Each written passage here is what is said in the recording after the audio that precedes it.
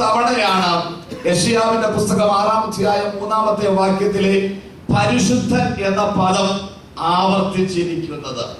ഞാൻ പറഞ്ഞതിന്റെ താല്പര്യം, ദൈവത്തിന്റെ വചനം വളരെ പ്രാധാന്യം കൊടുക്കുന്ന ഒന്നാണ് വിശുദ്ധി. ദൈവത്തിന്റെ നിത്യ അലങ്കാരം എന്നുള്ളത് വിശുദ്ധിയാണ്.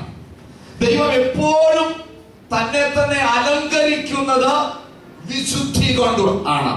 മറ്റൊരു അലങ്കാരവും ദൈവത്തിന് നിത്യ അലങ്കാരമായിട്ട് ഇല്ല. അവിടുന്ന് വിശുദ്ധനാകുവാൻ നമ്മെ വിളിച്ചിരിക്കുകയാണ്. അവന്റെ നിത്യാലങ്കാരം വിശുദ്ധമാകയാൽ ആ വിശുദ്ധരാകുവാൻ ദൈവം നമ്മെ വിളിച്ചിരിക്കുന്നുവെങ്കിൽ ഇന്ന് ഈ ക്ലാസിന്റെ പ്രാരംഭത്തിൽ തന്നെ ഞാൻ പറയട്ടെ, വഴിമധ്യേ നമ്മെ അനാഥരായി സ്വർഗത്തിലെ ദൈവം വിടുകയില്ല. അവന്റെ വിശുദ്ധി പ്രാപിക്കുവോളം നമ്മോട് കൂടെ ഇരുന്ന് നമ്മെ ശക്തീകരിച്ച് നമ്മെ ബലപ്പെടുത്തി അവന്റെ വിശുദ്ധിയുടെ അളവോളം എത്തിപ്പാൻ തക്കവണ്ണം അവിടുന്ന് നമ്മെ സഹായിക്കും. ഈ ഉറപ്പ് എപ്പോഴും നമുക്കുണ്ടായിരിക്കണം. ഞാൻ മുൻപ് പറഞ്ഞ 1-2 വാക്കുകൾ പിന്നെയും ആവർത്തിക്കുകയാണ്. അവിടുത്തെ പുത്രനെ പോലെ ആകുവാനായിട്ട് കർത്താവ് നമ്മെ തിരഞ്ഞെടുത്തിരിക്കുന്നത്. അതിനപ്പുറമുള്ള ഒരു കാര്യപരിപാടി സ്വർഗത്തിലെ ദൈവത്തിന് നമ്മെ കുറിച്ച് ഇല്ല. എങ്ങനെ നമുക്ക് ഒരു വിശുദ്ധനായി ജീവിക്കാൻ കഴിയും? നമ്മെ അകറ്റുന്ന ഒരു പ്രശ്നമാണ്. ഞാൻ മുൻപ് പറഞ്ഞല്ലോ, സാത്താൻ കൊണ്ടുവരുന്ന ചിന്തകളുണ്ട്. അപ്പോൾ തന്നെ ഒരു നല്ല വിശുദ്ധ ജീവിതത്തിന് വേണ്ടി നാം ആഗ്രഹിക്കുമ്പോൾ ഒരുപാട് പ്രതിസന്ധികൾ നമുക്ക് നേരിടേണ്ടതായിട്ട് വരും. ഒന്നാമതായിട്ട് വിശുദ്ധനായി ജീവിക്കാനായിട്ട് ഒന്നാമത്തെ കാര്യം ലവ് ഹോളിനെസ്. വിശുദ്ധിയെ നമുക്ക് സ്നേഹിക്കാൻ കഴിയണം.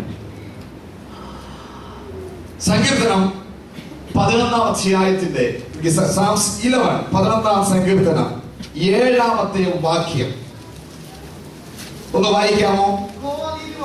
യഹോവ നീതിമാൻ, അവൻ നീതിയെ ഇഷ്ടപ്പെടുന്നു.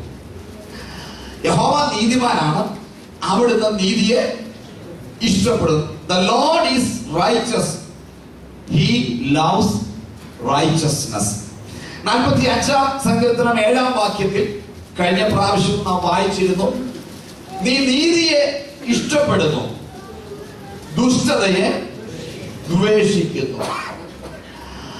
ഇവിടെയെല്ലാം നമ്മുടെ മശിഹായെ കുറിച്ച് പറഞ്ഞിരിക്കുന്ന വാക്കുകളാണെങ്കിലും അവിടെയെല്ലാം നമുക്ക് കാണാൻ കഴിയുന്നത് നീതിയെ ഇഷ്ടപ്പെടുന്ന ഒരു പ്രത്യേക ബന്ധം നമുക്ക് ഈ വാക്യങ്ങളിലെല്ലാം ദർശിക്കാനായിട്ട് കഴിയുന്നുണ്ട്. നീതിയെ ഇഷ്ടപ്പെടുന്നു. യഹോവ നീതിമാൻ, അവൻ നീതിയെ ഇഷ്ടപ്പെടുന്നു. 45-ൽ നീ നീതിയെ ഇഷ്ടപ്പെട്ട് ദുഷ്ടതയെ ദ്വേഷിക്കുന്നു. അപ്പോൾ നീതിയെയും വിശുദ്ധിയെയും സ്നേഹിക്കാൻ കഴിയാതെ നമുക്കൊരിക്കലും ഒരു വിശുദ്ധനായി ജീവിക്കാൻ കഴിയുകയില്ല. നാം എപ്പോഴും ഒരു വിശുദ്ധനായി ജീവിക്കാൻ ആഗ്രഹിക്കുന്നത് വിശുദ്ധിയെ ഇഷ്ടപ്പെടാതെയാണ് വിശുദ്ധനായി ജീവിക്കാൻ നാം ശ്രമിക്കുന്നത്. ഒന്നിനെ ഇഷ്ടപ്പെടാതെ അതുപോലെ ജീവിക്കാൻ ശ്രമിച്ചാൽ അത് ദുഷ്കരമായ ഒരു കാര്യമാണ്. ഉദാഹരണമായി, നമുക്ക് ഇഷ്ടമില്ലാത്ത ഒരാളുമായി ജോലി ചെയ്യാനായി തുടങ്ങിയാൽ വലിയ പ്രശ്നമാണ്, ടെൻഷനാണ്, പ്രഷർ കൂടും, ഒരുപാട് പ്രശ്നങ്ങൾ ഉണ്ടാകും. നമുക്ക് ഇഷ്ടമല്ലാത്ത ഒരാളോട് ജീവിതം ആരംഭിച്ചാലും പ്രശ്നമാണ്. നമുക്ക് ഇഷ്ടമല്ലാത്ത ഒരാളെ കണ്ടാൽ തന്നെ നമ്മുടെ മുഴുവനും മൂടുകയും ചെയ്യും, തെരുവരെ ആകെ അസ്വസ്ഥമാകും. എങ്ങനെയെങ്കിലും ഒന്ന് രക്ഷപ്പെട്ട് പോയാൽ മതി. അപ്പൊ നാം സ്നേഹിക്കാത്ത ഒരു വ്യക്തിയെ നാം കണ്ടാൽ അദ്ദേഹം നമുക്കൊരു ഭാരമാണ്, നമുക്ക് മുൻപോട്ട് പോകാൻ വലിയ ബുദ്ധിമുട്ടാണ്. ഇതുപോലെ നാം പലപ്പോഴും വിശുദ്ധിയെ സ്നേഹിക്കുന്നില്ല, എന്നാൽ വിശുദ്ധനായി ജീവിച്ചില്ലെങ്കിൽ ആകെ കുഴപ്പമാണ്. അപ്പൊ എന്ത് ചെയ്യും? ഭയങ്കര ചുമടെടുക്കുന്നത് പോലെ വാദിച്ചു എന്ത് ചെയ്യാം, ഒന്നും പറയാനും മേല, ഇതാണെങ്കിൽ വല്ലതൊക്കെ പറയാനും.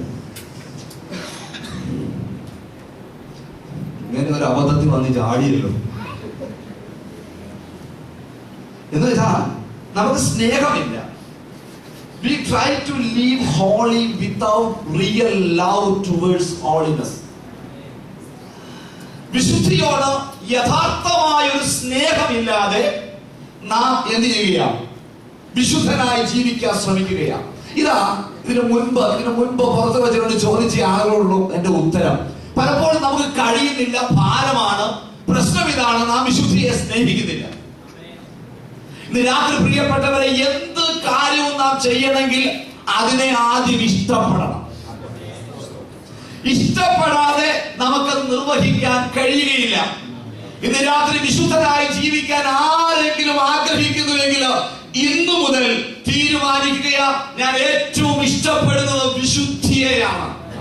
വിശുദ്ധിയെ സ്നേഹിക്കാൻ ആരംഭിക്കുമ്പോൾ നാം അത് ചെയ്യുന്നതിൽ മടുപ്പില്ലാതെ, സന്തോഷത്തോടെ, അതിന്റെ പൂർണ്ണ അനുഭവത്തോടെ അത് ചെയ്യുവാൻ നമുക്ക് സാധിക്കും.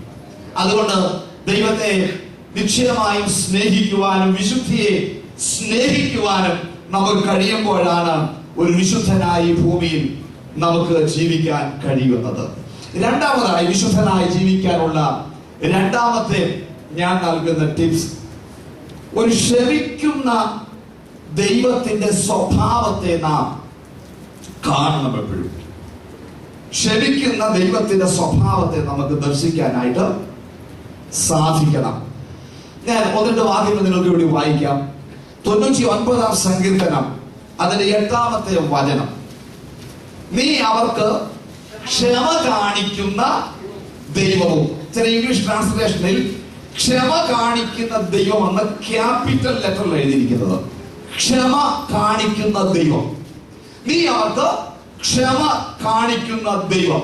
103-ാം സങ്കീർത്തനം നമുക്ക് എല്ലാവർക്കും അറിയാവുന്ന ഒരു സങ്കീർത്തനമാണ്. എൻ മനമേ യഹോവയെ വാഴ്ത്തുക, എന്റെ സർവാന്തരംഗമേ അവന്റെ വിശുദ്ധനാമത്തെ വാഴ്ത്തുക. എൻ മനമേ യഹോവയെ വാഴ്ത്തുക, അവിടുത്തെ ഉപകാരങ്ങളൊന്നും മറക്കരുത്.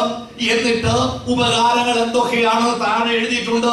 5 benefits, 5 ഉപകാരങ്ങൾ നമുക്ക് അവിടെ വായിക്കാൻ കഴിയുന്നുണ്ട്. നീ എന്റെ ആരോഗ്യമൊക്കെയും മോചിക്കുന്നു, എന്റെ സകല രോഗങ്ങളെയും എന്ത് ചെയ്യുന്നു? സൗഖ്യമാക്കുന്നു. ദയയും കരുണയും എന്ത് ചെയ്യുന്നു? എന്നെ അണിയിക്കുന്നു. ഇങ്ങനെയൊക്കെ ഒരുപാട് അനുഗ്രഹങ്ങൾ അവിടെ നമുക്ക് വായിക്കാനായിട്ട് കഴിയുന്നുണ്ട്. എന്നാൽ ഇവിടെ പറഞ്ഞിരിക്കുന്ന ഏറ്റവും വലിയ ഉപകാരം എന്താണെന്നറിയാമോ? നീ എന്റെ അകൃത്യമൊക്കെയും മോചിച്ചിരിക്കുന്നു. അതിന്റെ കീഴെയാണ് രോഗവും അണിയിക്കലും സമാധാനവും ദയയും ഒക്കെ വന്നിരിക്കുന്നത്. 1-ാം നമ്പർ വന്നിരിക്കുന്നത് അവിടുന്ന് നമ്മുടെ അകൃത്യത്തെ മോചിച്ച ദൈവമാണ്. ഇന്ന് രാത്രി ഒരു വിശുദ്ധനായി ജീവിക്കുമ്പോൾ ക്ഷമിക്കുന്ന ഒരു ദൈവത്തിന്റെ സ്വഭാവത്തെ ലക്ഷ്യമാക്കി വേണം നാം ഒരു വിശുദ്ധനായി ജീവിക്കുവാൻ ആരംഭിക്കാൻ. ഇവിടെ താഴോട്ട് വായിക്കുമ്പോൾ ഈ സങ്കീർത്തനം ഭയങ്കര ഡെപ്ത് ഉള്ള ഒരു സങ്കീർത്തനമാണ്. നിങ്ങൾ വായിച്ചവർക്ക് അറിയാം. എങ്കിലും ഒരു പ്രാവശ്യം കൂടെ ഞാൻ നിങ്ങൾക്ക് വേണ്ടി ആവർത്തിക്കാൻ ആഗ്രഹിക്കുന്നു. സാധാരണ സയൻസിൽ 3 ഡയമെൻഷൻസേ ഉള്ളല്ലേ? 3 ഡയമെൻഷൻസ് ആണ് സയൻസിലുള്ളത്. എന്നാൽ ബൈബിളിൽ 4 ഡയമെൻഷൻസ് ആണ് പറയുന്നത്. അത് നമുക്ക് ഈ 103-ാം സങ്കീർത്തനത്തിൽ വായിക്കാൻ കഴിയുന്നുണ്ട്. ഉയരം, വീതി, ആഴം, നീളം. അപ്പൊ ബൈബിളിന്റെ ഡയമെൻഷൻ എന്ന് പറഞ്ഞാൽ സയൻസിന്റെ ഡയമെൻഷനേക്കാൾ ഒരെണ്ണം കൂടുതൽ. ഇവിടെ അതിന്റെ 11-ാമത്തെ വാക്യം നിങ്ങൾ വായിക്കുമ്പോൾ, 103-ാം സങ്കീർത്തനത്തിന്റെ 11-ാമത്തെ വാക്യം വായിക്കുമ്പോൾ ദൈവക്ഷമയുടെ ഉയരം സങ്കീർത്തനക്കാരൻ പറയുകയാണ്. ദൈവത്തിന്റെ ഫോർഗീവ്നെസിന്റെ ഉയരം, ഹൈറ്റ് പറയുകയാണ്. അതിങ്ങനെയാണ്: ആകാശം ഭൂമിക്ക് മീതെ ഉയർന്നിരിക്കുന്നത് പോലെ. ദൈവത്തിന്റെ ക്ഷമയെ നാം ഓർക്കുമ്പോൾ, ഒരു വിശുദ്ധനായി ജീവിക്കുവാൻ ശ്രമിക്കുന്ന, അതിനുവേണ്ടി സമർപ്പിക്കുന്ന, വിശുദ്ധിയെ സ്നേഹിച്ച് ജീവിക്കാൻ ആരംഭിക്കുമ്പോൾ നമ്മുടെ ദൈവത്തിന്റെ ക്ഷമയുടെ ഉയരം നാം അറിയണം. അത് ഉയരം ഇങ്ങനെയാണ്: ആകാശം ഭൂമിക്ക് മീതെ ഉയർന്നിരിക്കുന്നത് പോലെ അവിടുന്ന് നമ്മുടെ പാപങ്ങളെയും നമ്മുടെ അകൃത്യങ്ങളെയും നമ്മോട് അകറ്റിയിരിക്കുന്നു. വിശുദ്ധനായി ജീവിക്കാൻ ആഗ്രഹം. എന്തുകൊണ്ടാണ് വിശുദ്ധനായി ജീവിക്കുന്നത്? ആകാശം ഭൂമിക്ക് മീതെ ഉയർന്നിരിക്കുന്നത് പോലെ